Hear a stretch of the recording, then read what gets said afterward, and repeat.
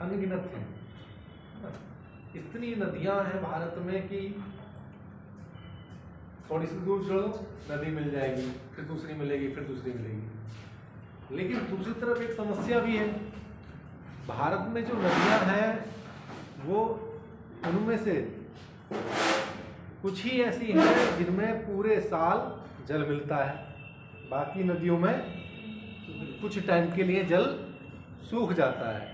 अगर जल सूख जाएगा तो क्या होगा, जो हमारा हम उसमें वाटरवेज चला रहे हैं छोटे वाले स्टीमर चला रहे हैं, तो वो चल नहीं पाएंगे। कहाँ है, उनके चलने के लिए तो पानी चाहिए ना। तो वो एक प्रकार की समस्या भी है ना। लेकिन संभावनाएं इसलिए ज़्यादा है कि हमारे पास हिमालय पर्वत है। हिमालय पर्वत से जो नदियाँ आती हैं, वो नदियाँ जैसे गंगा है, उस नदी में हमेशा पानी बना रहता है ना, कभी पानी नहीं सूखता है। और ऐसे ही साउथ में भी कुछ नदी हैं जिनमें पानी लगातार बना रहता है। और इनका एक रास्ता और निकाला गया था कि ताकि नदियों का पानी ना सूखे, वो नदी जोड़ो परियोजना के तहत, हालांकि वो भी पूरा नहीं हुआ है ना, उसको रोक दिया गया है। तो वो व्यवस्था बनाई गई थी कि नदियों का पानी लगातार बना रहे। अगर ऐसा रहेगा तो हम अपने आंतरिक जल प्रवाह का जो हमने देखा, जल मार्ग का रास्ता देखा है, उसको और बेहतर किया जा सकता है। अभी रिसेंटली अभी देखा होगा, लगभग 10-15 दिन पहले ही अपने देश के प्रधानमंत्री जी ने स्टीमर चलाया था। उसमें कहाँ से चला है, वाराणसी से डिब्रूगढ़ के लिए, है ना। तो वो एक नया काम किया गया है ना। उससे हम दो तरीके के फायदे ले रहे हैं। एक तो हम जो माल है उसको तो ढोंगे, टूरिज्म के रूप में भी उसको स्थापित किया गया है ना। तो इसके कई बेनिफिट होते हैं जो आंतरिक जल परिवहन चलाया जाता है। जब आप लोगों को भी कभी मौका मिलेगा, केरल वगैरह जाने का मिलेगा, तो आप देखेंगे कि केरल में ये स्टीमर बहुत चलते हैं। वहाँ की जो नदियाँ हैं, वो वहाँ के तो जो समुद्री क्षेत्र हैं, जो ये तटीय क्षेत्र हैं, यहाँ पर क्या है ना, तट काफ़ी कटा हुआ है। नाम सुने होंगे, वेम्बनाथ लेक, सुना नाम, सुना है? सुना है ना, वेम्बनाथ। तो वो सबसे बड़ी आंतरिक नदी और कैसी लेक है, वो कैसी लेक है, एक लैगून लेक है ना। तो वो इस तरीके से है, जैसे ये तट है, तट कटा हुआ है और इसके अंदर तक ये है। तो यहाँ जो आते हैं, जो टूरिस्ट आते हैं, वो आते हैं यहाँ पर इस नदी में, जैसे झील में सिर्फ छोड़ दिए जाते हैं छोटे छोटे, या बोट चलाते हैं, बोट हाउस का नाम सुना हुआ केरल वगैरह में। वहाँ बैठते हैं, बैठ के अपना चले जाते हैं। 1 किलोमीटर लंबी है, 2 किलोमीटर, अपना जाते हैं, घूमते हैं, अपना आ जाते हैं, है ना। तो टूरिस्ट के रूप में भी, इसको टूरिज्म के रूप में भी इससे काफ़ी बेनिफिट मिलता है। ठीक है।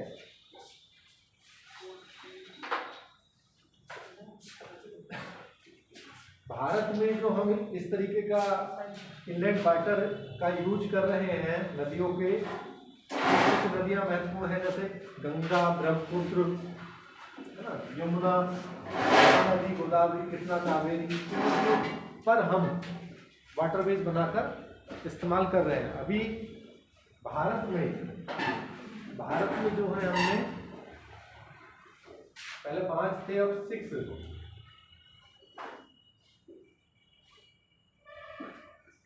नेशनल वाटरवेज है। और बल्कि इसके अलावा जो छोटी छोटी नदियां हैं, उन पर भी वाटरवेज बनाने का काम जारी है। ठीक है।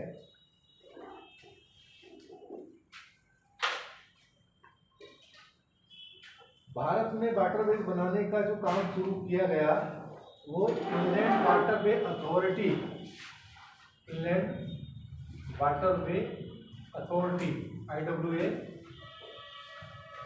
1986 में इसको स्थापित किया गया था।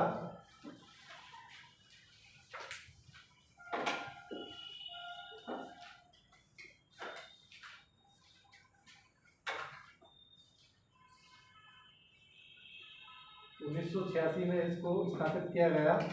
ये पूरा सारा काम देखती है कि हमें किसी जगह पर किसको राष्ट्रीय जल मार्ग में बदलना है, या कौन सा ऐसा नदी का क्षेत्र है जिसे हम जल मार्ग में कन्वर्ट कर सकते हैं, जहां स्टीमर चला सकते हैं, उन सबको देखती है और उनके लिए काम करती है। ठीक है,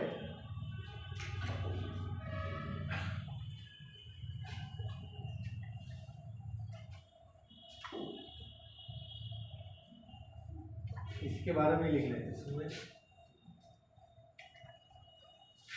अथॉरिटी ऑफ इंडिया भी है। ठीक है, ये हेडिंग डाल लें, ये IWAI, इसकी फुल फॉर्म लिख लें, inland waterway authority of India.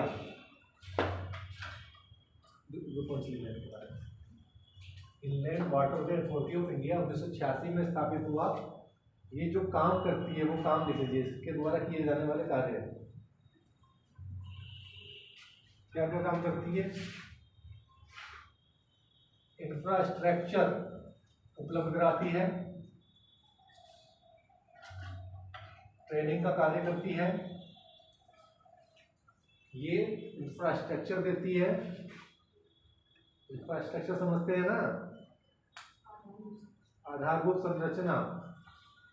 ठीक है, ट्रेनिंग का काम करती है, और नदी के मार्ग में कोई जो नदी चुनी गई उसके मार्ग में अगर कोई बैड मटेरियल है, ऐसे कंकड़ पत्थर या बालू है, तो उसको रिमूव करने का काम कराती है। लिख लो, ये इसके कार्य हैं ये।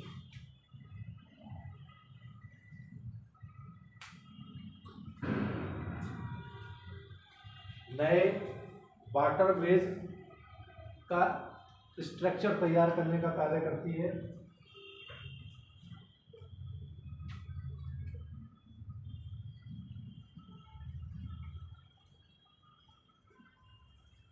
किसी वाटरवेज में जो मेट्रोलॉजिकल कंडीशन होती हैं, मेट्रोलॉजिकल कंडीशन यानी कि वहाँ पर कितना पानी का बहाव है, क्या उस स्थान पर बाढ़ तो नहीं आती है बार बार, है ना, या बारिश होने की क्या संभावनाएं हैं, उन सबको मॉनिटरिंग करती है ये, वो काम भी करती है, मेट्रोलॉजिकल कंडीशन पर नजर रखती है।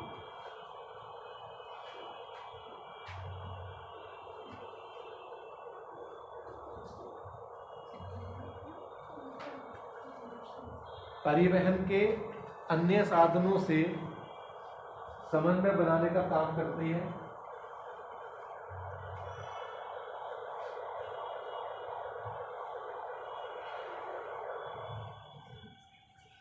परिवहन के अन्य साधनों से समन्वय बनाने का काम करती है।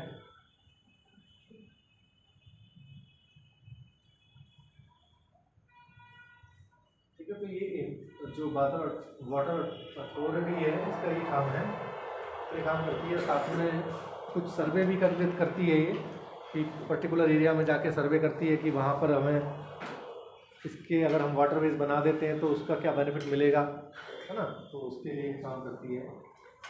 तो ये सारे काम इसके द्वारा किए जाते हैं। अब एक नया हेडिंग डालिए, हेडिंग डालें आंतरिक जलमार्ग। इसमें एक दो पॉइंट्स नोट कर लीजिए।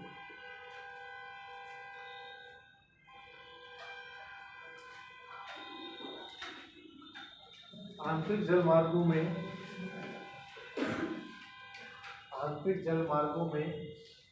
यात्रियों और सामान के परिवहन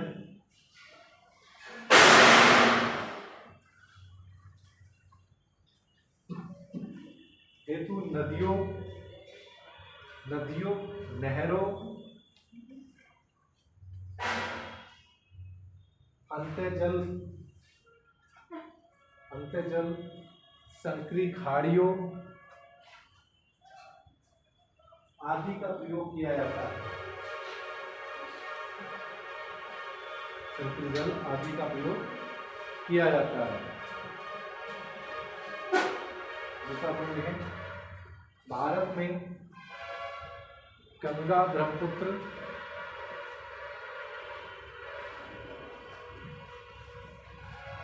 सिंधु, यमुना, महानदी,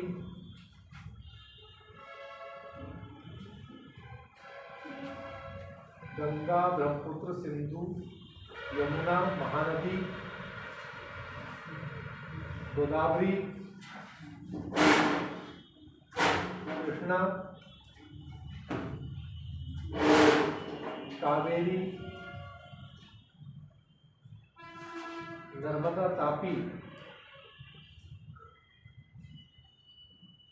आदि नदियां आंतरिक जल परिवहन में प्रयोग की जाती हैं।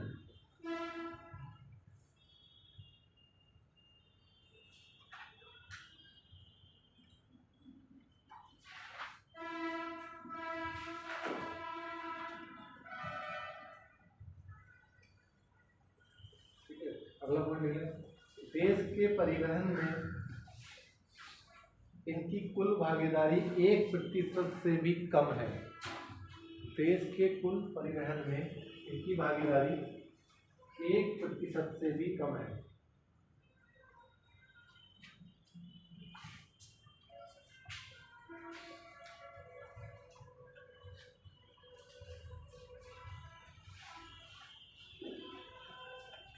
अब हेडिंग डाले नया, भारत में नेशनल वाटरवेज बनने के आधार, नेशनल वाटरवेज बनने के आधार।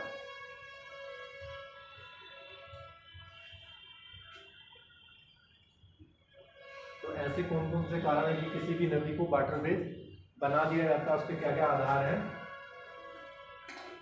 वो आधार है, नंबर 1 है मिनिमम 300 टन, मिनिमम 300 टन की क्षमता होनी चाहिए, यानी 300 टन तक का वजन सहन करने की क्षमता होनी चाहिए। दूसरा पॉइंट है 40 मीटर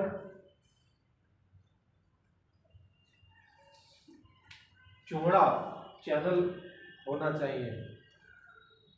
इसका मतलब समझ रहे हैं, जो ये नदी की चौड़ाई है ये 40 मीटर होनी चाहिए मिनिमम, कम से कम।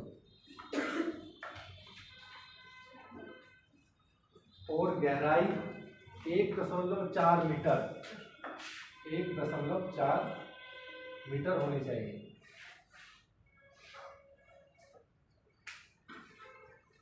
अगला पॉइंट, नदी को 50 किलोमीटर तक, नदी को 50 किलोमीटर तक सीधा होना चाहिए,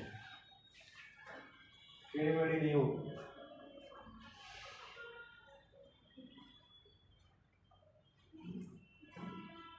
टेढ़ी-मेढ़ी होगी तो सिर्फ चल जाएगा क्या? नहीं चलेगा, सूख जाएगा। तो इसलिए सीधी होनी चाहिए 50 किलोमीटर तक। अगला पॉइंट लिखिए, नदी या जलमार्ग कई राज्यों से होकर गुजरना चाहिए, यानी एक ही राज्य को उसको बेनिफिट मिले। ठीक है, तो ये इसकी कंडीशन है जिनके आधार पर किसी भी वाटरवेज का बनाने की प्रोसेस शुरू करते हैं। जहाँ यहाँ ये ऐसी कंडीशन मिलती है वहाँ पर बना दिए जाते हैं। भारत में 6 महत्वपूर्ण वाटरवेज हैं जो आपको जानने हैं।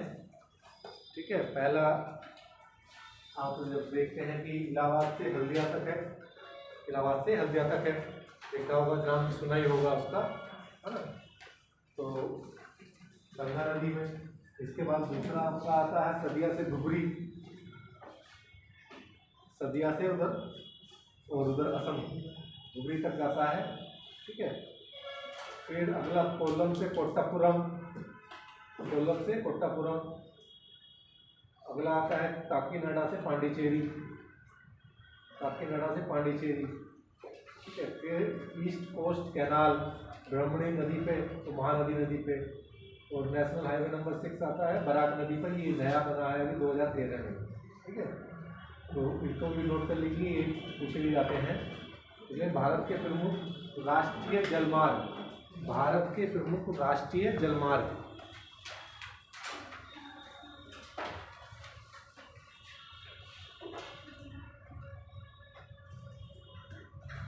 नंबर 1 इलाहाबाद से हल्दिया। नंबर 1 ऐसे करके लिखिएगा, नेशनल वाटरवेज नंबर 1 ऐसे लिखिएगा।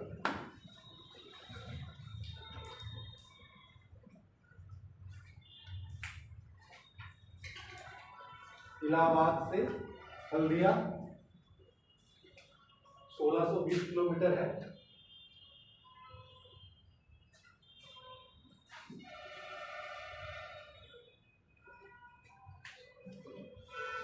किलोमीटर गंगा तथा हुगली नदी पर, गंगा तथा हुगली नदी पर 1986 में बनाया गया।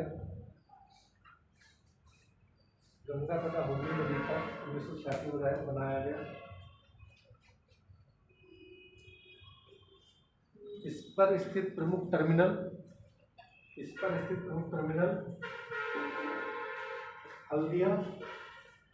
इस पर स्थित प्रमुख टर्मिनल हल्दिया, कोलकाता,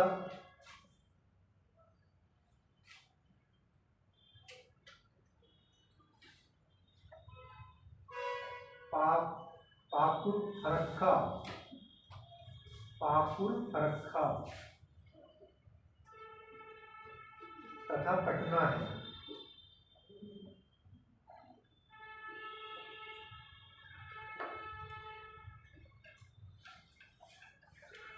ठीक है। अब नेशनल वाटरवेज नंबर 2,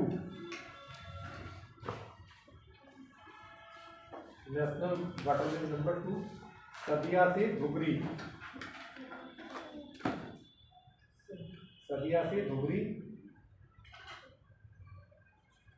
ब्रह्मपुत्र नदी पर सदिया से धुबरी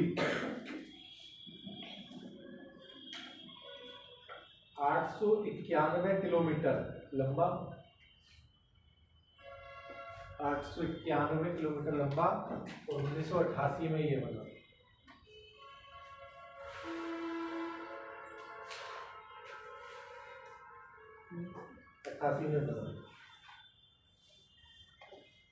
ठीक है। Number 3 waterways Kollam Kottapuram,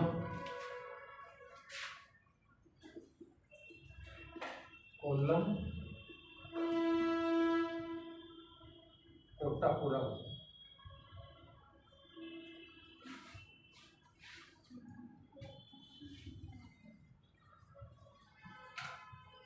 168 kilometre लंबा,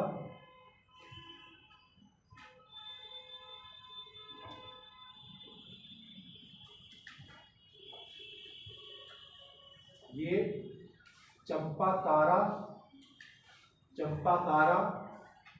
नहर, चंपाकारा तथा उद्योग मंडल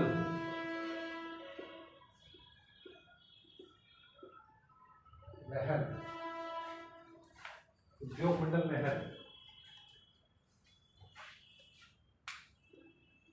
पर बनाया गया है 1993। ठीक है, 1993 में बनाया गया है।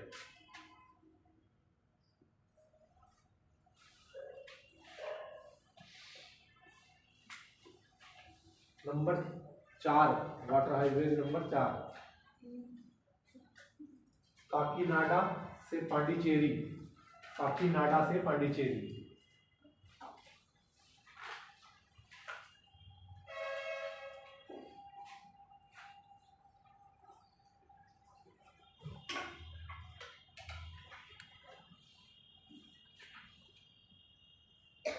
2008 में बनाया। 1095 किलोमीटर लंबा, 1095 किलोमीटर लंबा।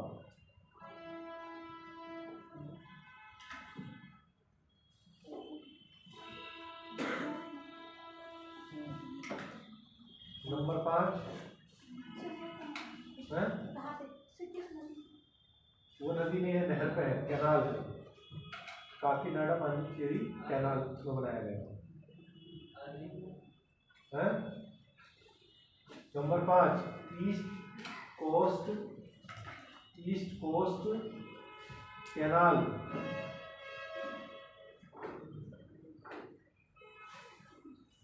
ब्रह्मणी नदी तथा महानदी नदी पर 2008 में, ब्रह्मणी तथा महानदी नदी पर 2008 में। ये 623 किलोमीटर लंबा है।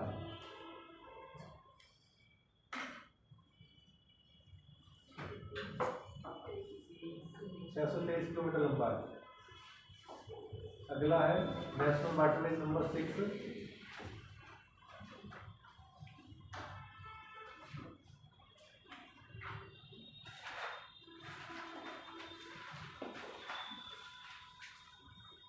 इसे लिखें बराक नदी पर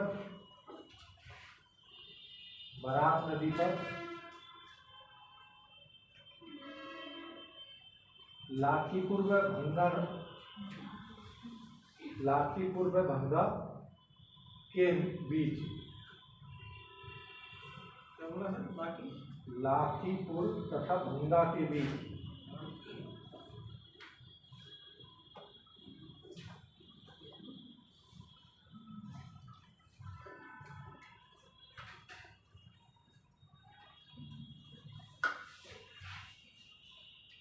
एक 121 किलोमीटर लंबा।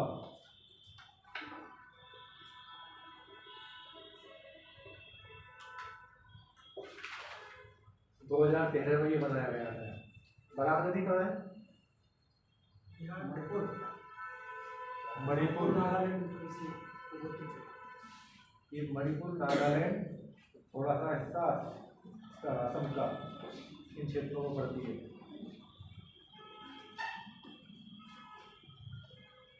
तो ये आपके नेशनल वाटरवेज हैं।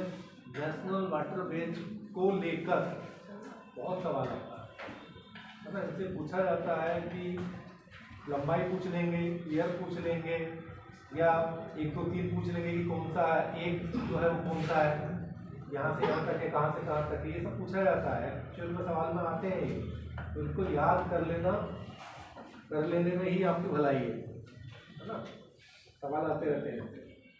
इसके बाद आता है, ये तो आंतरिक वाटरवेज हो गए, और भी बहुत सारे छुट्टियाँ हैं, उनको नहीं बताएंगे, ना जरूरत है आपको जानने की। आंतरिक के बाद आता है आपका शिपिंग, यानी कि जहाज जो चलते हैं, और जहाज कहाँ, तो जो शिपिंग का है,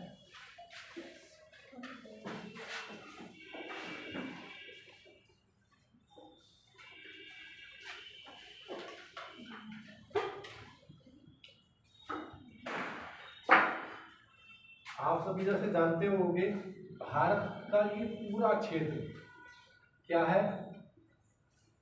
कोस्टल लाइन है ना।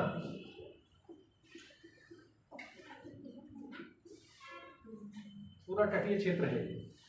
इधर क्या है?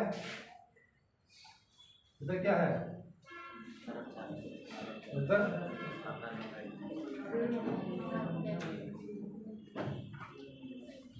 अरब सागर है, इधर बे ऑफ बंगाल है ना। और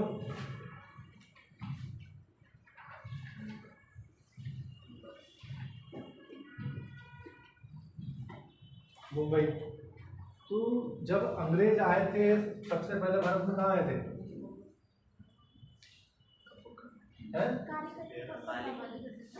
कालीकट पे।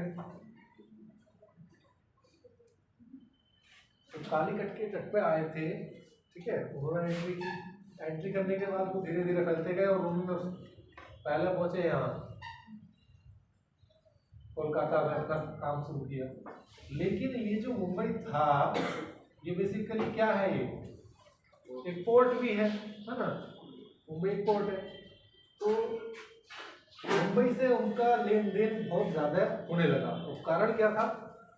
ये इनके लिए बहुत अच्छा रास्ता बनाता था। हम जब जाते थे पहले, यानी कि ये जो अंग्रेज थे, पहले ये सुएज नहर वाला रास्ता नहीं था, यहाँ से यहाँ तक को ही जाना होता था ऐसे, है ना। तो इससे व्यापार करते थे सारा। तो ये पोर्ट जो था बहुत पुराना और पहले से ही डेवलप था। और हमें जो अध्ययन करना है शिपिंग में, किसका करना है? जो हमारे पोर्ट्स हैं, मुख्य पोर्ट्स हैं, उनका अध्ययन करना कि कौन कौन से हैं, कहाँ पर स्थित हैं, है ना, और वो किस टाइप के हैं। तो सवाल ये पूछा जाता है कि किस टाइप के हैं, नेचुरल है या मैनमेड है ना, तो किस टाइप के हैं यही हमें जानना है। ठीक है, तो अब ये बात आती है कि हम इस शिपिंग जो इंडस्ट्री है इसको इतना महत्व देते क्यों हैं। उसका सबसे बड़ा कारण है कि आप किसी भी और देश को उठाकर देख लीजिए, जिस तरीके की कंडीशन भारत की है, 3 तरफ से जल से घिरा हुआ, ऐसी कंडीशन किसी और की नहीं है ना।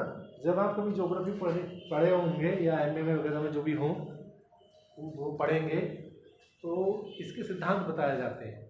उन सिद्धांतों को बताया जाता है कि जिसके पास जितनी ज़्यादा लंबी समुद्री सीमा होगी उतना ही वो दूसरे देशों पर कैप्चर करने की क्षमता उसकी ज़्यादा होगी, है ना। तो कई सिद्धांत आए थे, उन सिद्धांतों में चाहे वो किसी का भी सिद्धांत क्यों ना हो, उनमें भारत को बहुत विशेष महत्व दिया गया था। और आज के टाइम में भी अगर यही कंडीशन जो भारत की कंडीशन है, यही यहाँ की कंडीशन में अगर ये संयुक्त राज्य अमेरिका के पास या फिर रूस के पास अगर ये होता तो इस पूरे क्षेत्र पर आराम से कब्जा कर लेता, है ना। इतना अच्छा हमारे पास रास्ता है। तो इसीलिए भारत के जो पोर्ट्स हैं उनका सामरिक महत्व बहुत अधिक है। सामरिक महत्व अधिक होने के कारण यहाँ पर हमें हाई सिक्योरिटी भी रखना होता है ना। जैसे जो पुलवामा क्या कहते हैं,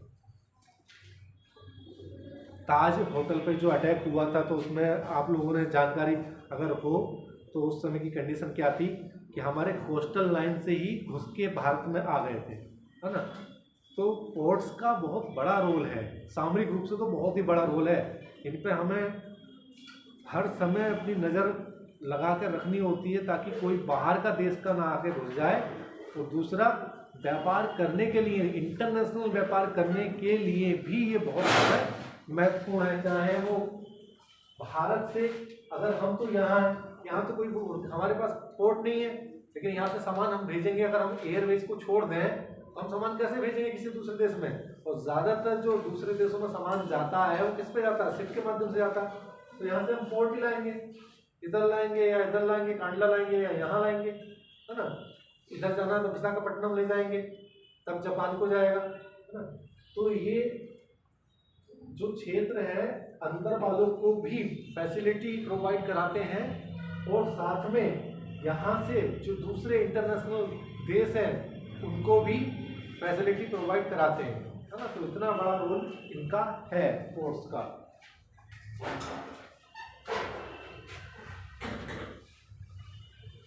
जब भारत आज़ाद हुआ था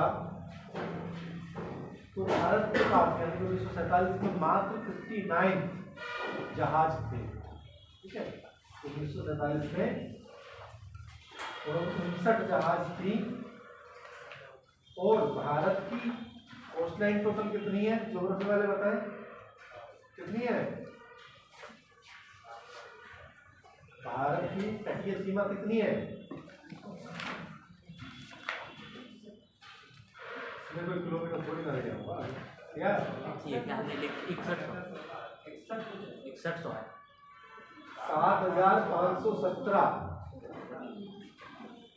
7,517 किलोमीटर। नोट कर लो ये पॉइंट।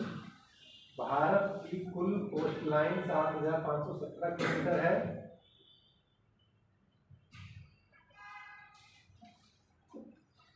भारत की जो बंदरगाह है वो 70% भारत के व्यापार, आंतरिक व्यापार के लिए जाने जाते हैं, और 30% बाहर इंटरनेशनल लेवल का व्यापार करते हैं। 7,517 किलोमीटर। 70% भारत स्वयं का व्यापार करता है इन बंदरगाहों से, और 30% इंटरनेशनल लेवल का व्यापार करता है। भारत के पास वर्तमान समय में 13 बड़े बंदरगाह हैं, 13, और 184 छोटे बंदरगाह हैं।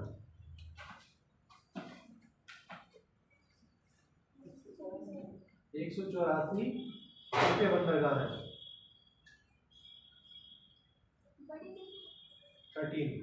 13 बंदरगाह तो समझते हैं ना सब।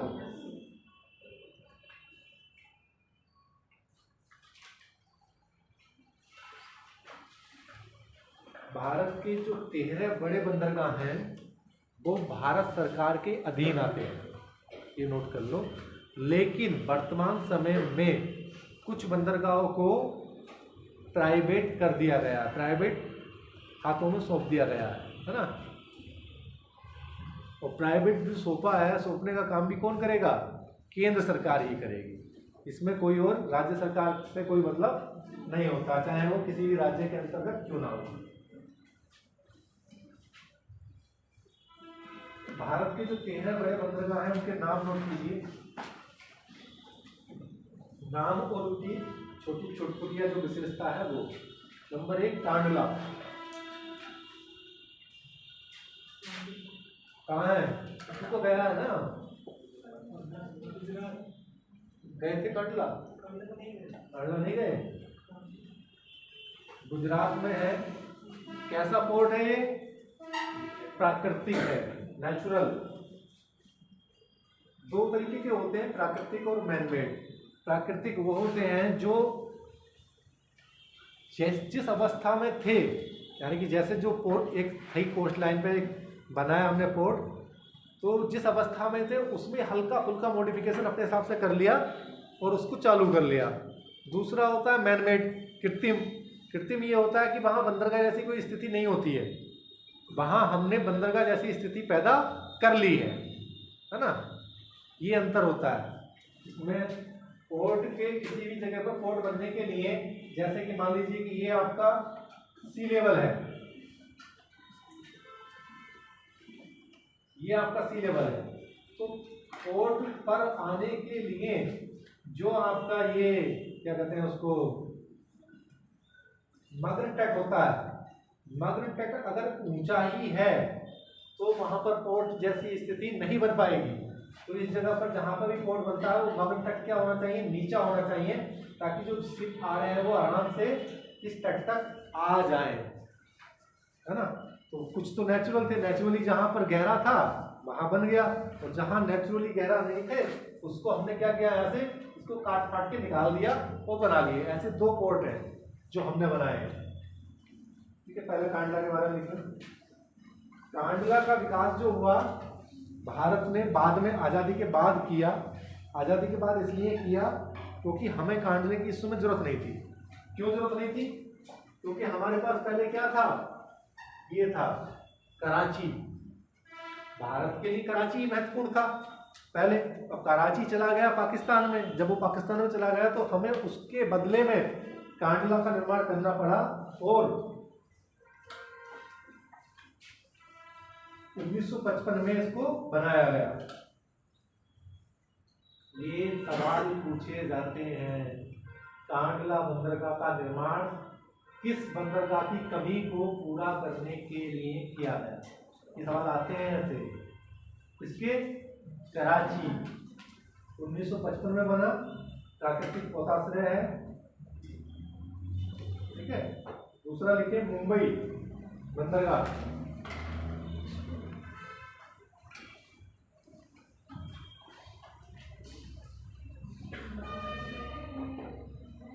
मुंबई बंदरगाह ये पश्चिमी तट का सबसे बड़ा बंदरगाह है।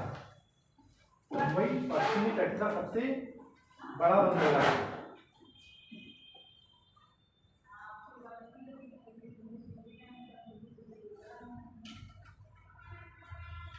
दूसरा पॉइंट लिखे इसका, सुएज नहर के निर्माण के बाद इसका महत्व अधिक बढ़ गया है।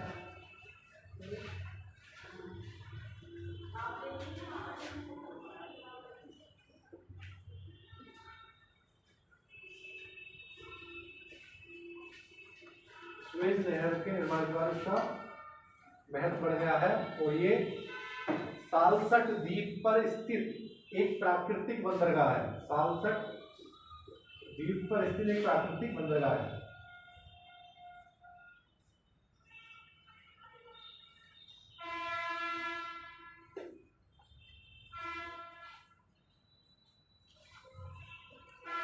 इसका नाम बदल गया जो मैं लिख रहा हूं।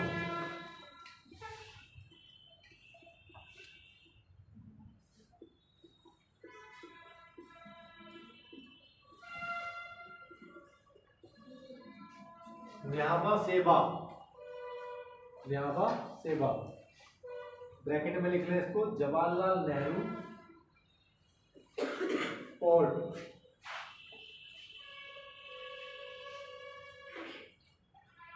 कहाँ है ये?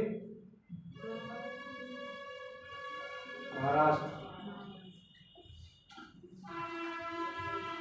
लोकेशन लिख लेना महाराष्ट्र।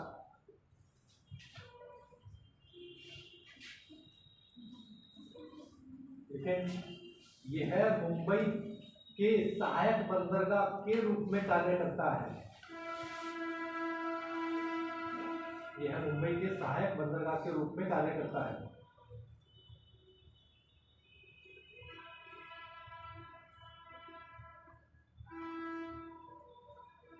बेसिकली इसका निर्माण जो हुआ था, जो मुंबई पर ज्यादा बोझ बढ़ गया, उस पर ज्यादा प्रेशर पड़ने लगा, तो हमने एक नया बंदरगाह तराशा, उसका नाम ये रखा और उसका वजन कम कर दिया गया कि उस पर ज्यादा भीड़भाड़ ना रहे। यह बंदरगाह आधुनिक सुविधाओं से लैस है, आधुनिक सुविधाओं से लैस है या युक्त है।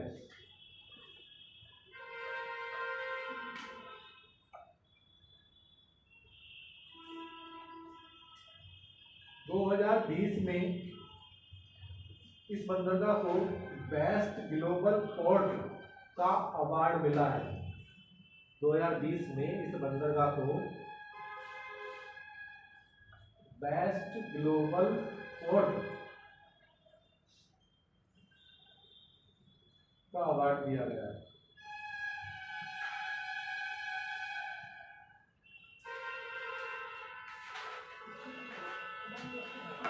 अगला है मरमगांव, मुरमगांव, कहाँ है ये? गोवा। मुरमगांव, मुरमगांव लिख दूं? लिखें, यह गोवा का प्रमुख बंदरगाह है।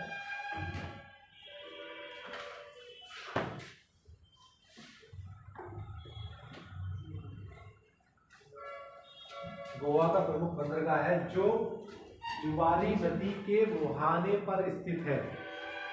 जुवारी नदी के मुहाने पर स्थित है।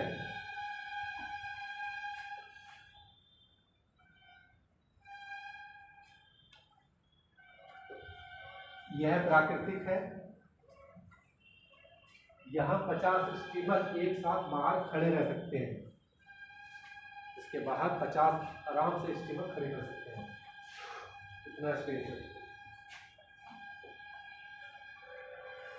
तो सबसे महत्वपूर्ण पॉइंट इस बंदरगाह का, यह भारत का लोहा इस्पात निर्यात करने का प्रमुख बंदरगाह है।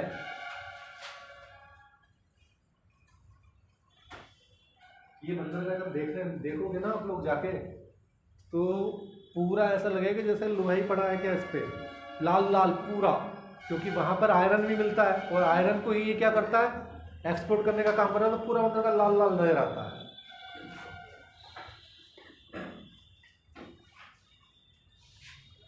देश का 50% आयरन का निर्यात करता है, लोहा इस्पात का निर्यात करता है।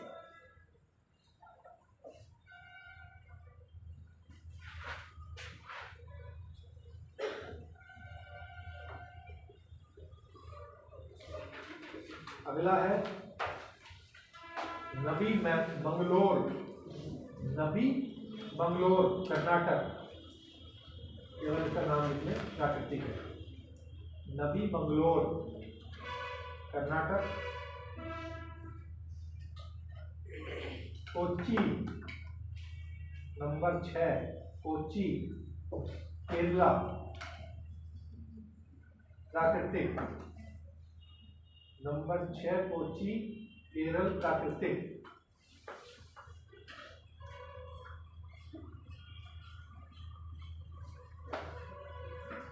नंबर 7 नदी, तूतीकोटी,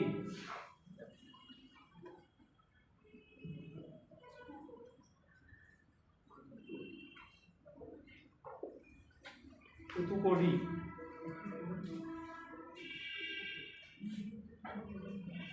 ये याद करने के लिए ये है बंदरगाह कृत्रिम है।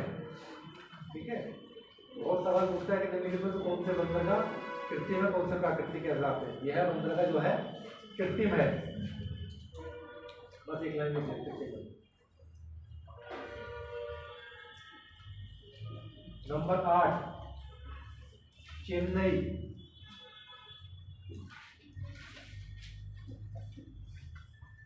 चेन्नई कहाँ है? तमिलनाडु। यह है दक्षिण भारत का प्रमुख बंदरगाह है और यह भी कृत्रिम है। ठीक है,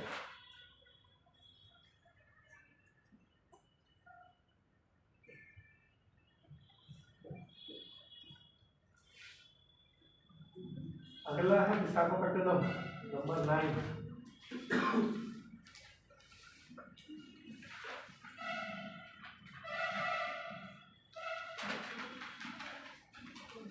विशाखापट्टनम एक लाइन लिखें। यह सबसे अच्छा प्राकृतिक बंदरगाह है जो काफी गहरा है। सबसे अच्छा प्राकृतिक बंदरगाह है जो सबसे काफी गहरा है और इस बंदरगाह से जापान को लोहा अयस्क का निर्यात किया जाता है।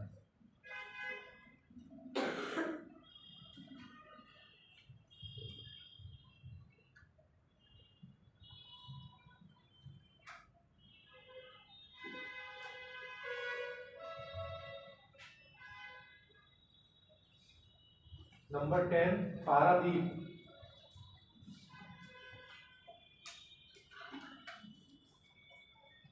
पारादीप कहाँ है? Orissa. Number 11 Kolkata Haldia. Number 12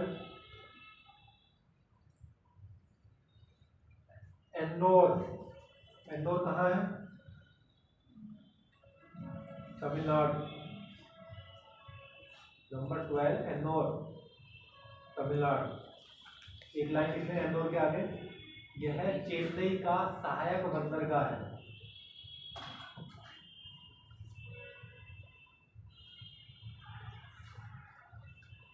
number 13 port Blair.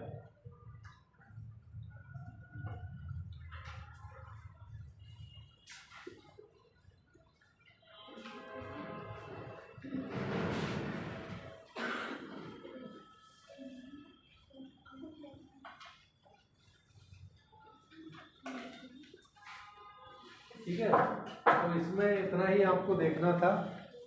एक बार इसमें आप लोग जो हैं अपनी एटलस में इन सारे बंदरगाहों की स्थिति को देख लेना कि कौन सा कहाँ कहाँ पर स्थित है। ठीक है, वैसे सबको पता ही होगा, इनको नहीं पता तो एक बार अपनी इस एटलस में अध्ययन कर लें कि कौन सा बंदरगाह कहाँ कहाँ पर स्थित है। लोकेशन देख लेंगे तो आपकी निगाहों में फिट हो जाएगा। ठीक है, इसके बाद आता है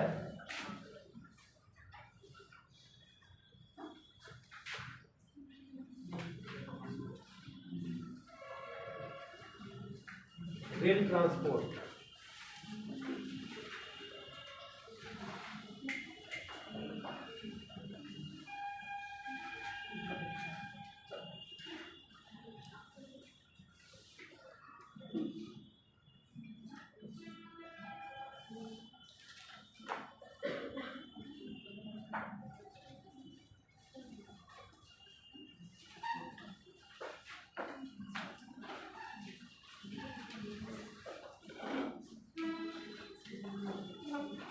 बातें नहीं,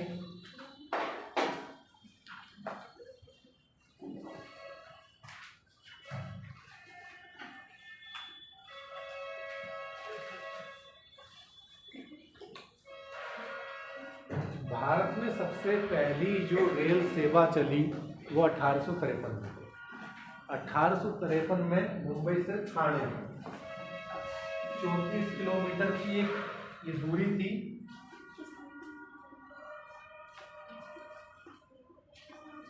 34 किलोमीटर के बीच की दूरी थी इनके। यहाँ पर सबसे पहले ट्रेन चलाई गई, ठीक है।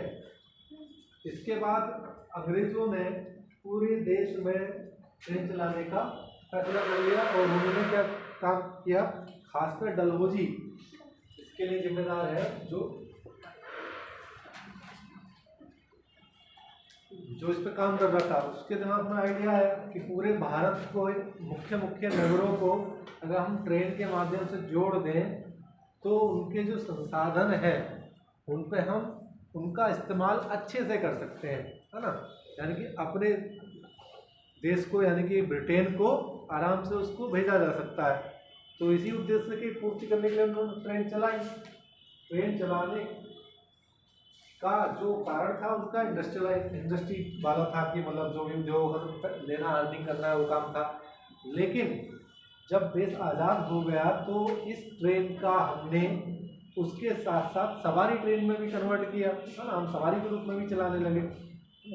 तो पहले जो ट्रेनें चली, पहले आप जानते होंगे कि पहले ट्रेन कौन सी चलती थी, भाप इंजन से, ठीक है। फिर भाप के बाद क्या आया, डीजल, कोयले से तो भाप बनी, और फिर विद्युत, है ना। तो पहले ही चलती थी। जब 1947 में हम आज़ाद हुए हमारे पास ज़्यादा ट्रेनें किसकी थी, भाप वाली थी।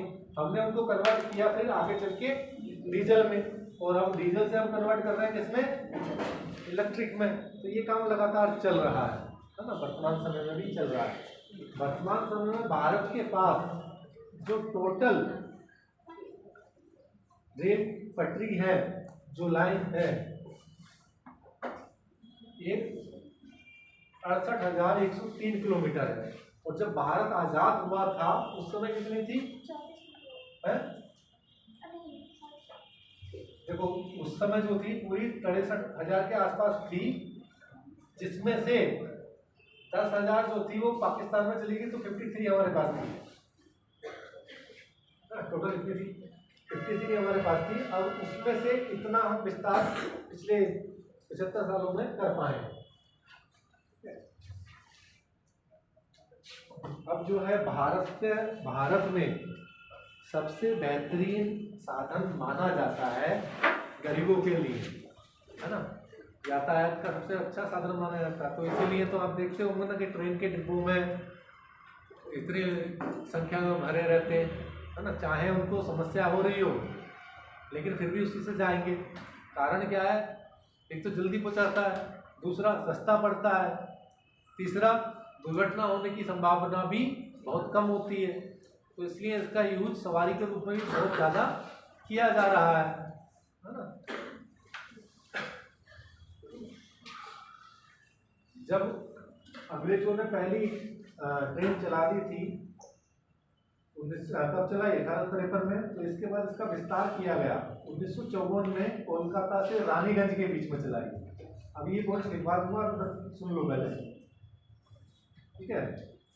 कोलकाता से रानीगंज के बीच चलाई जो 180 किलोमीटर 1956 में चेन्नई से अरकोनम तक चलाई, ठीक है। इससे 1956 के बाद 1856 के बाद इसका काम पूरा तेजी से चलने लगा, ठीक है। डलहौजी ने फिर से जोड़ दिया, पूरे देश सारे देशों को नगरों को जोड़ दिया, ठीक है। 1871 में कोलकाता, मुंबई, चेन्नई, इन सारे नगरों को आपस में रेल से कनेक्ट कर दिया गया, ठीक है। ये काम किया गया। और वर्तमान समय में भारतीय जो रेल है वो एशिया में कौन सा प्लेस रखती है,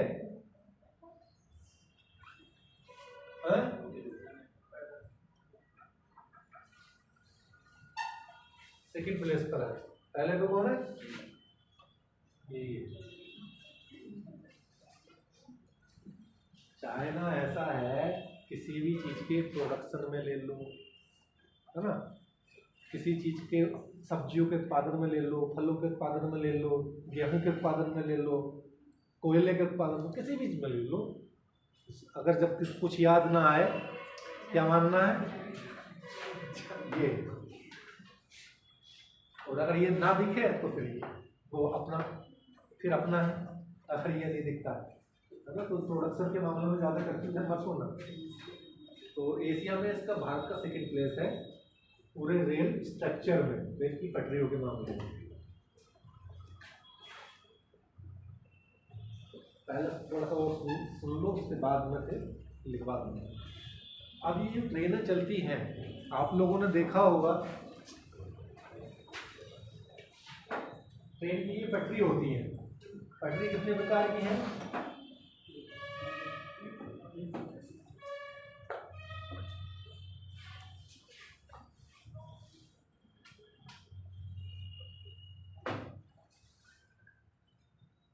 तीन प्रकार की पटरियां हैं, वैसे चार होती हैं, एक और है पढ़ने की जरूरत नहीं होगी, पूछता भी नहीं आता मतलब नहीं। ठीक है, एक होती है क्या कहते हैं इसको,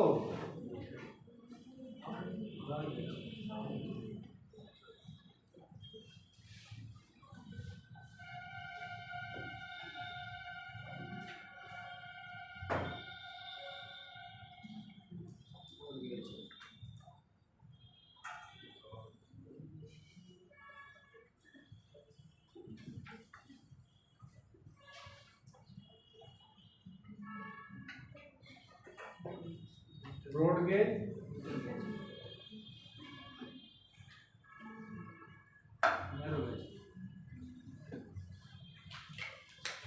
ब्रॉड गेज और मीटर गेज और नैरो गेज। तो इसका मतलब ये है जो ये पटरी चल रही है, जिनके ऊपर ट्रेन के इंजन चल रहे हैं, पहिए चल रहे हैं, इनकी जो बीच की दूरी है इससे मतलब होता है ये 1 मीटर होगी, ये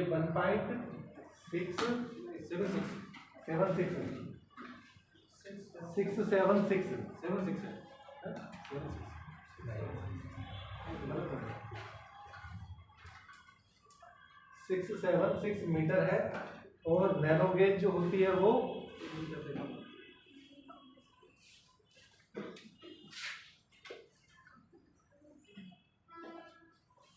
इतनी इतनी बीच की इनकी दूरी होती है पहियों की, है ना। तो इन गेज के आधार पर हम चलते हैं। अब जब हम आज़ाद हुए थे तो उस समय पर ये नैरो गेज और मीटर गेज की संख्या ज़्यादा थी। अब इनको भी हम चेंज कर करके सबको ब्रॉड गेज में चेंज कर रहे हैं। नैरो गेज वाले बहुत कम रह गए हैं, है ना। नैरो गेज की ट्रेन देखी है कभी? कौन सी? लखनऊ सीतापुर जाती है, छोटी लाइन होती है 10 बार से उसको भी चेंज कर दिया। नैरो गेज की है, नहीं सर छोटी नैरो का जेब ऊपर भी होती है। नैरो गेज तो यहाँ नहीं चलाते, कहाँ सीतापुर जाती है उसमें 7-8 साल। नैरो गेज की ट्रेन का तो इस्तेमाल केवल हम पहाड़ी क्षेत्र में करते हैं। सर है, चलती है, चलती है, सीतापुर चलती है। जो आपका कालका रेलवे है, दार्जिलिंग जाने के लिए है ना, इन पर जो पटरियां हैं वो छोटी छोटी और ट्रेन भी छोटी चलती है, तो वहाँ इनका इस्तेमाल करते हैं। तो इसके बारे में इतना जानकारी ये करने की, अब नोट कर लीजिए पॉइंट, हेडिंग डाल लें, रेल ट्रांसपोर्ट लिख लें।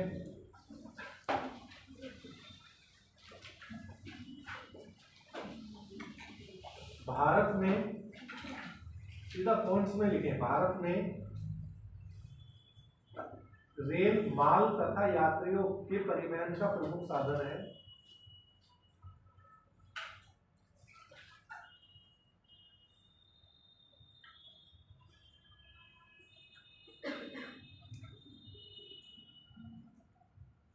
दो 2022 तक भारत की कुल रेल लाइन 68,103 किलोमीटर है, 68,103 किलोमीटर है।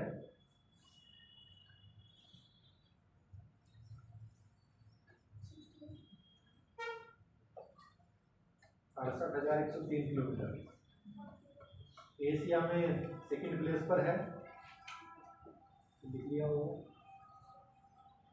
भारत में प्रथम रेल की शुरुआत नोट कर लीजिए और नहीं, चलिए 1853 में मुंबई से ठाणे हुआ।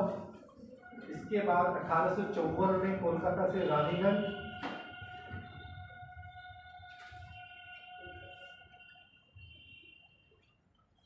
कोलकाता से रानीगंज 180 किलोमीटर।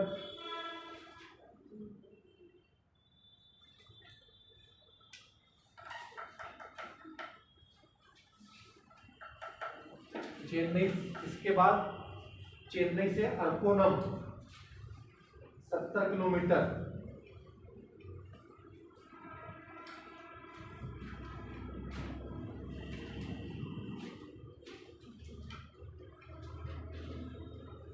अगला पॉइंट, लॉर्ड डलहौजी ने देश के सभी बड़े नगरों को, लॉर्ड डलहौजी ने देश के सभी बड़े नगरों को जोड़ने का प्रयास किया।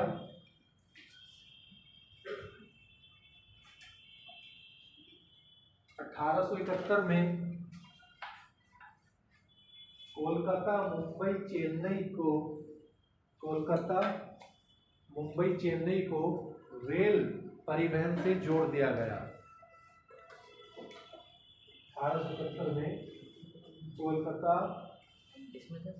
1871 में कोलकाता मुंबई चेन्नई को रेल परिवहन से जोड़ दिया गया। 1925 में भारत सरकार ने रेलवे का राष्ट्रीयकरण कर दिया।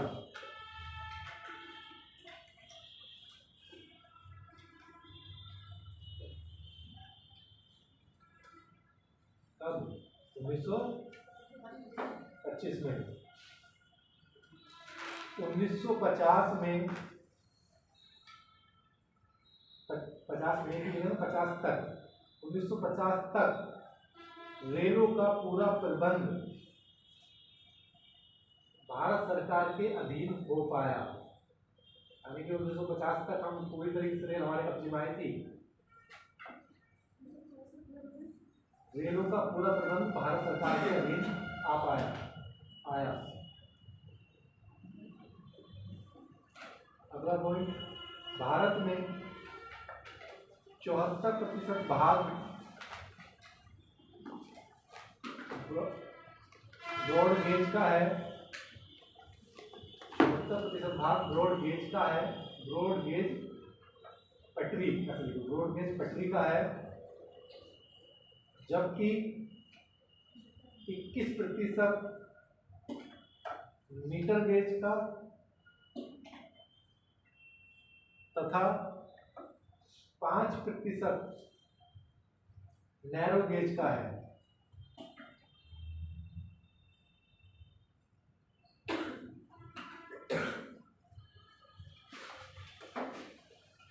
ठीक है, ये मैंने लिख दिया था, इसको लिख लेना। ब्रॉड गेज में 1.6 मीटर और इसको कहते हैं बड़ी लाइन, इसको कहते हैं छोटी लाइन, कभी इस नाम से आ जाए। ये पॉइंट लिख लेना, वो बहुत महत्वपूर्ण है। ब्रॉड गेज बड़ी लाइन 1.67 मीटर चौड़ी होती है। Metre gauge 1 metre. Narrow gauge या संकरी लाइन, इसको संकरी लाइन भी कहते हैं। नैरो गेज बातें नहीं,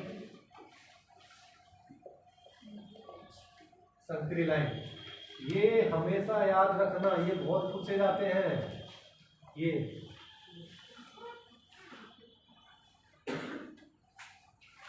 ठीक है।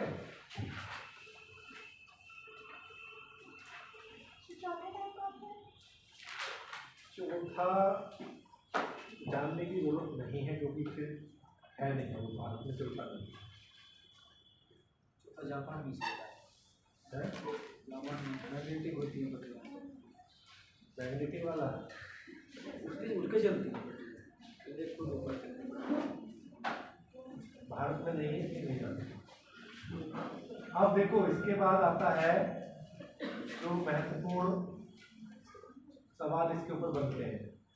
भारत में रेलवे के कितने जोन हैं, कौन कौन से हैं और कितने मंडल हैं, पता है?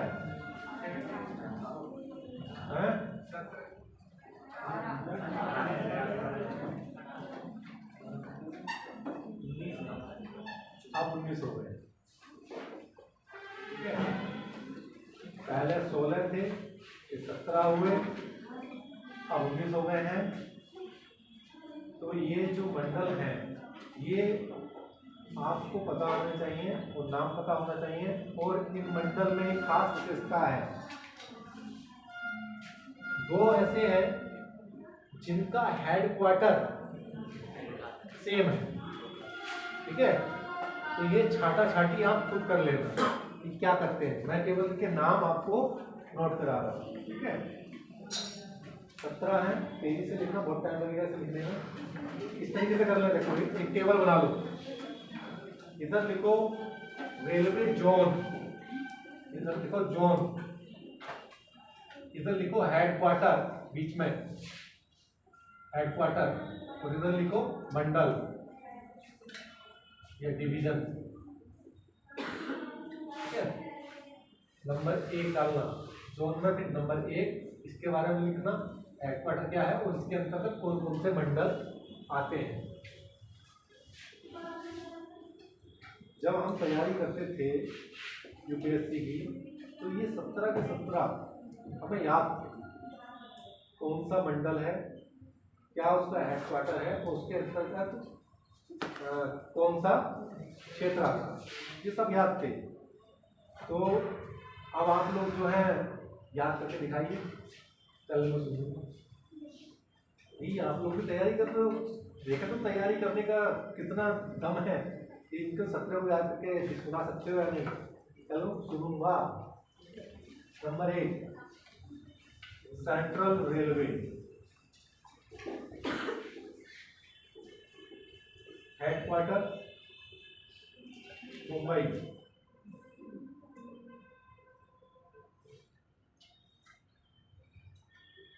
डिवीजन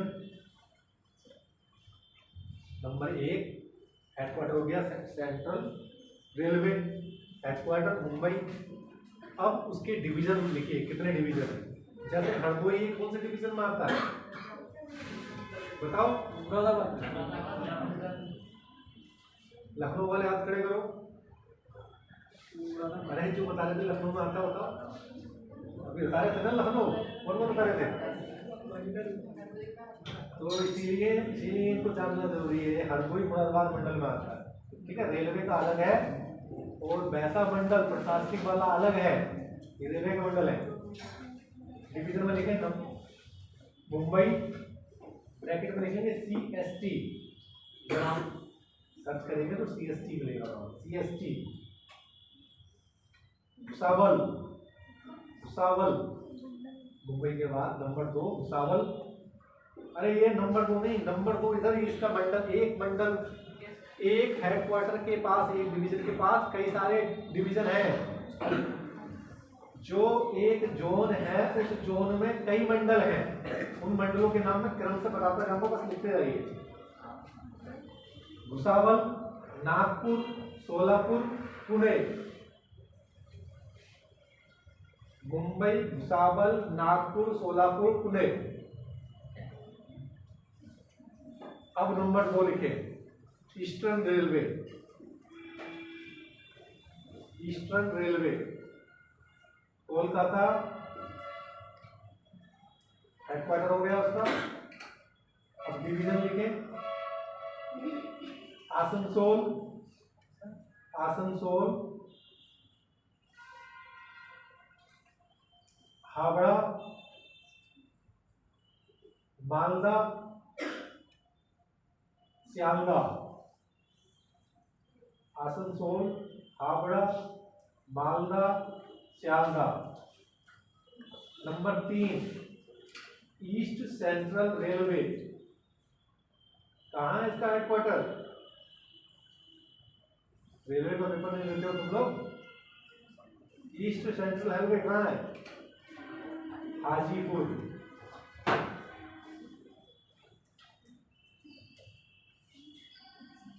डिवीजन लिखे दानापुर, दानापुर, दानापुर, धनबाद, मुगल सराय, ये नाम सुना होगा, समस्तीपुर कहाँ है? सोनापुर, ना सोनापुर नहीं, Sonpur.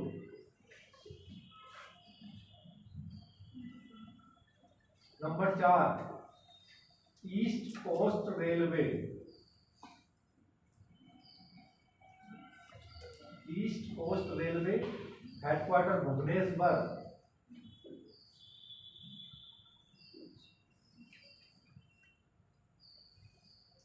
Division Khurda road, Khurda road, कौन सा रोड है? खुर्दा, खुर्दा।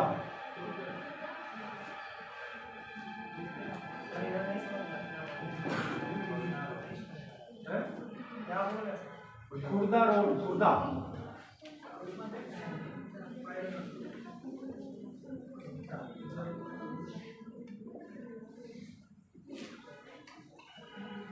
संबलपुर, संबलपुर। बाल्टेयर, बाल्टेयर का नाम तो सुने होंगे।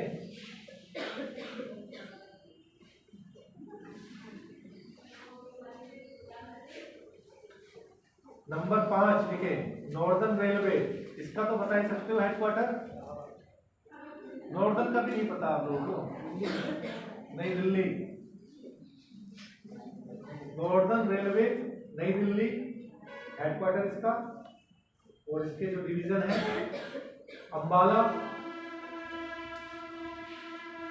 Delhi, Lucknow,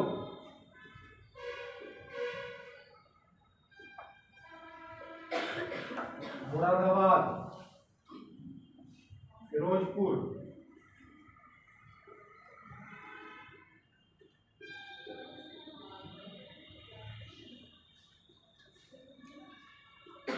number 7, number 6, north central. इसका कहाँ है? Allahabad. North central.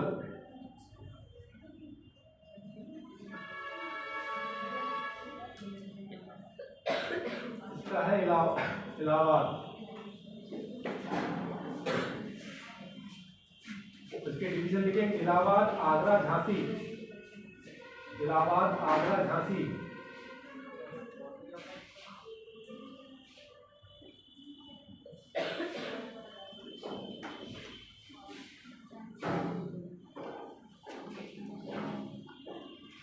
Number 7, north eastern railway. इसका कहाँ है? North eastern railway.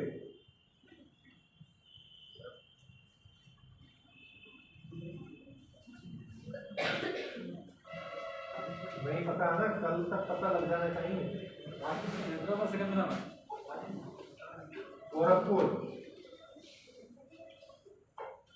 लिखो, इसके डिवीजन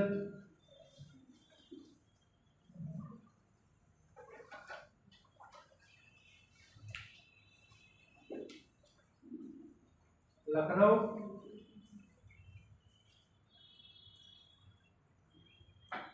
ईटानगर,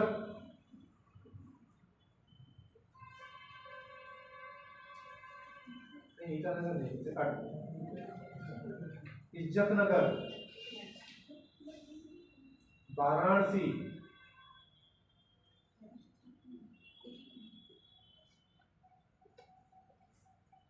ठीक है। Number 8, north east frontier railway. North east frontier railway, इसका तो बता ही सकते हैं। तुम लोग तैयारी कैसे कर रहे थे?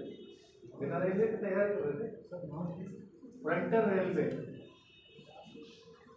गुवाहाटी,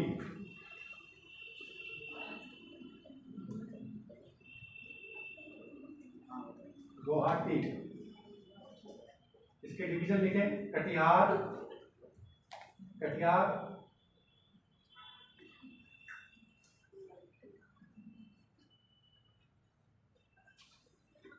अलीपुर द्वार, कटिहार, अलीपुर द्वार, रनगिया, रनगिया,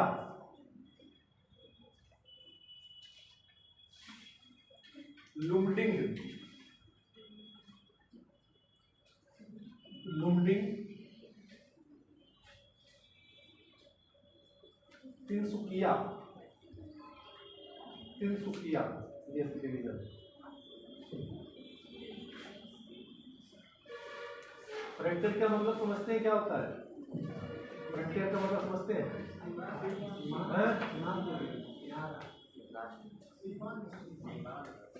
ऐसा एरिया जो सबसे आउटर में होता है ना, फ्रंटियर। जैसे हमारा जो नॉर्थ ईस्ट रीजन है वो लगभग फ्रंटियर जैसा ही है, हमसे कटा हुआ है हिसाब से, तो उसी के लिए ये डिवीजन का निर्माण किया गया है। नंबर 10 नहीं number 9, north western railway. North western railway कहाँ है इसका? ये तो बता ही सकते हैं, जयपुर, हेडक्वार्टर जयपुर, और इसके division Ajmer, Bikaner, Jaipur, Ajmer, Bikaner, Jaipur, Jodhpur. Number 10 south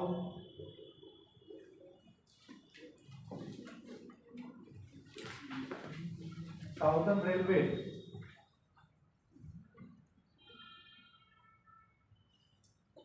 इसका चेन्नई, इसके division Chennai, Madurai, Palghat, Chennai, Madurai, Palghat,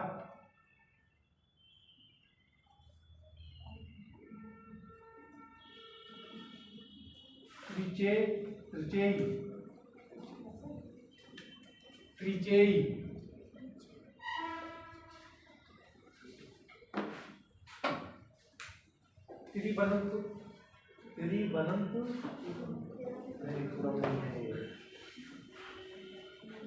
Trivandrum,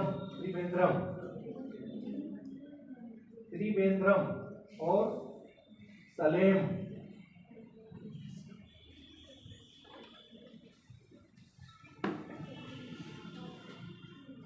number 11 south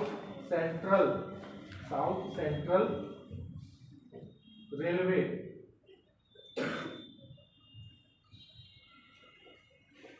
इसका लिखे हेडक्वार्टर सिकंदराबाद।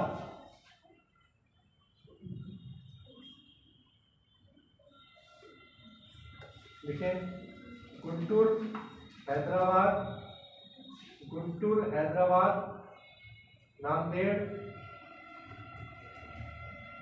गुंटूर हैदराबाद नांदेड़ सिकंदराबाद।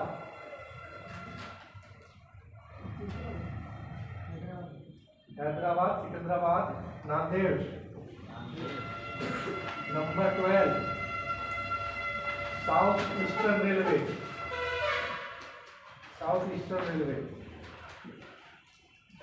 इसका है कोलकाता।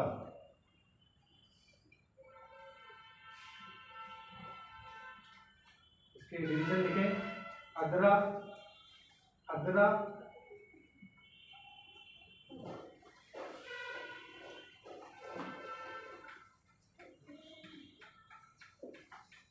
लिख लिया। रांची, खड़गपुर, चक्रधरपुर। खड़गपुर किसके लिए जाना जाता है?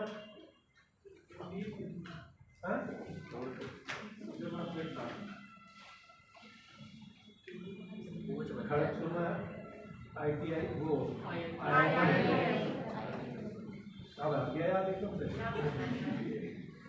Number 13 south east central railway,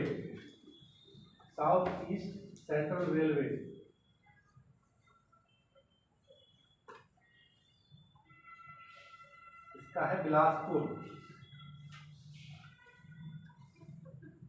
और इसके डिवीजन है बिलासपुर, नागपुर और रायपुर।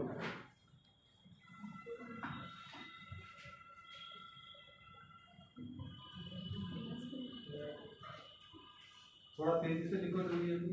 साउथ वेस्टर्न रेलवे, इसका है हुबली,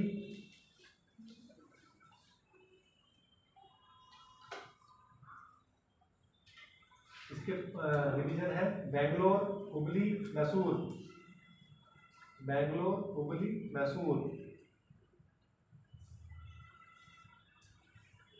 नंबर 15 वेस्टर्न रेलवे, इसका है Mumbai.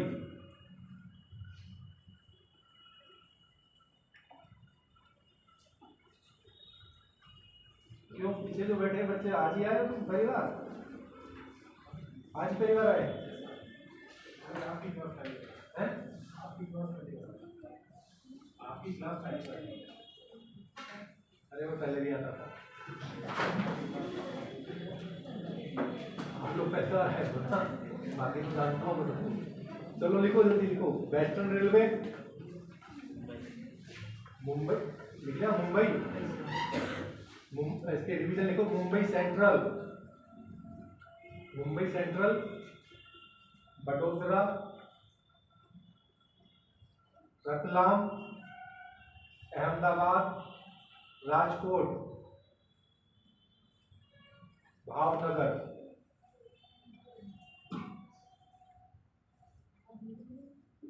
Mumbai, Vadodara, Ratlam, Ahmedabad, Rajkot, Bhavnagar. Number 16 west central railway,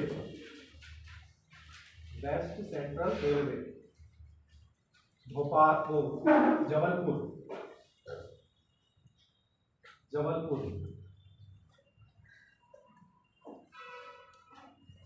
इसके लिखो पॉइंट बोल को डिवीजन भोपाल, जबलपुर तथा कोटा, भोपाल, जबलपुर तथा कोटा।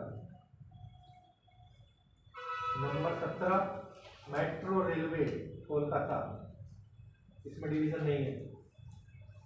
नंबर 17 मेट्रो रेलवे और इसका हेडक्वार्टर कोलकाता। नंबर 18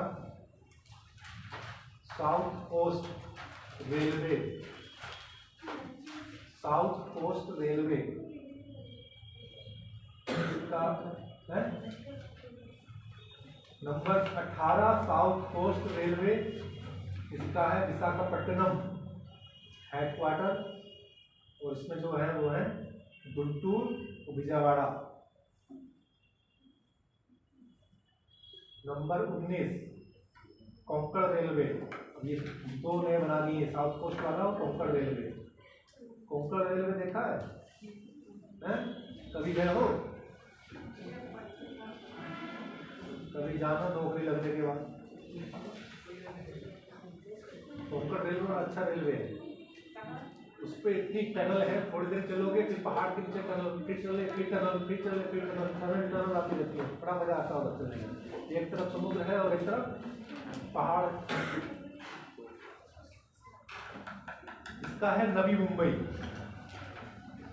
और इसके कोई वो नहीं है डिवीजन। ठीक है, बातें नहीं।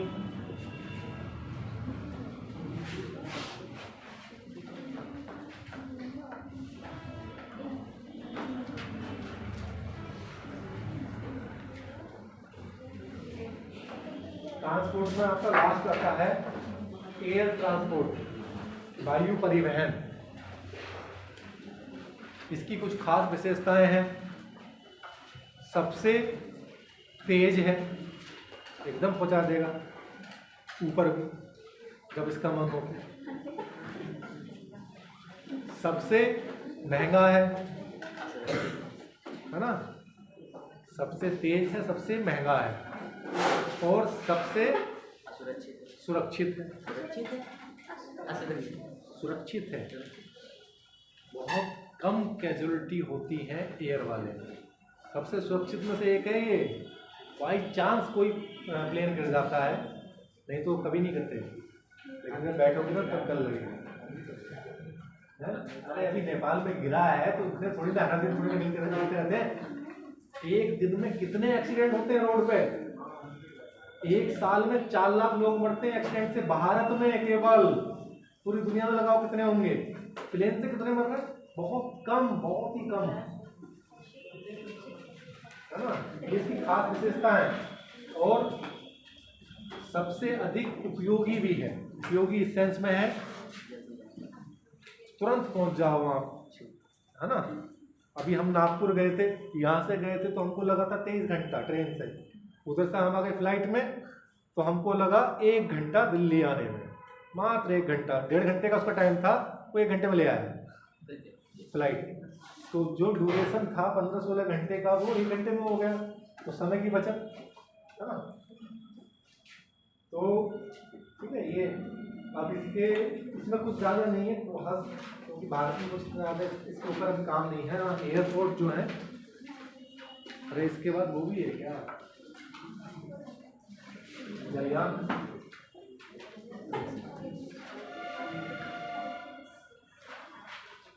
भारत में वर्तमान समय में 34 इंटरनेशनल एयरपोर्ट्स हैं, ठीक है।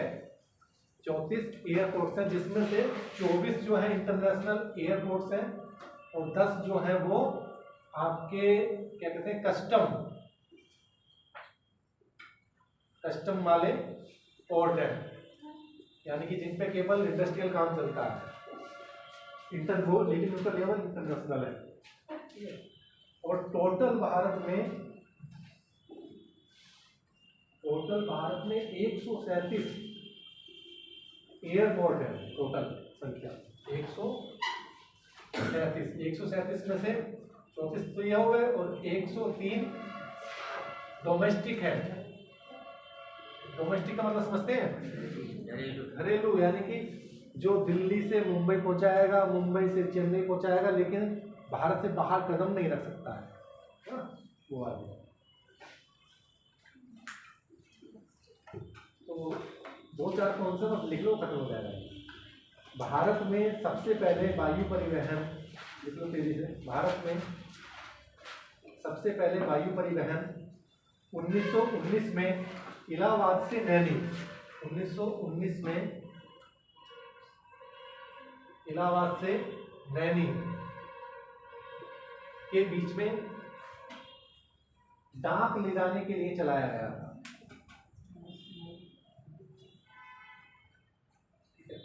1922 में कुछ हवाई अड्डे बने। 1933 में कराची से लाहौर, 1933 में कराची से लाहौर की सेवा चालू की गई।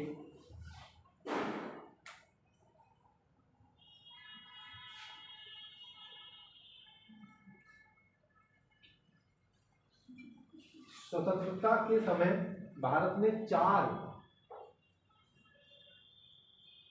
वायु परिवहन कंपनियां कार्यरत थीं,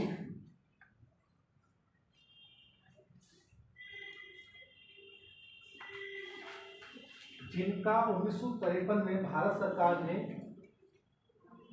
राष्ट्रीयकरण कर दिया और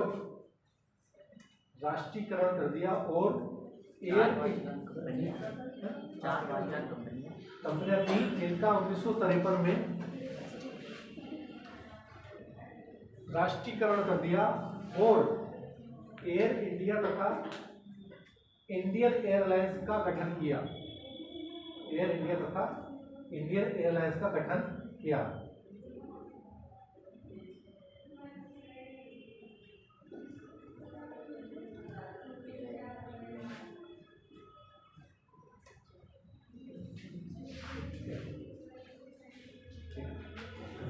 भारत का इंदिरा गांधी इंटरनेशनल एयरपोर्ट सबसे बड़ा एयरपोर्ट है, जो 5495 एकड़ में बना है। बहुत बढ़िया है, गए हो कभी इस पे? बहुत अच्छा बना हुआ है। इंदिरा गांधी एयरपोर्ट 5495 एकड़ में है। एक 2 पॉइंट होने के बाद 1 point. Cochin international airport Kerala का प्रथम एयरपोर्ट है जो पीपीपी, कोचीन केरल प्रथम एयरपोर्ट है जो पीपीपी मॉडल पर बना है।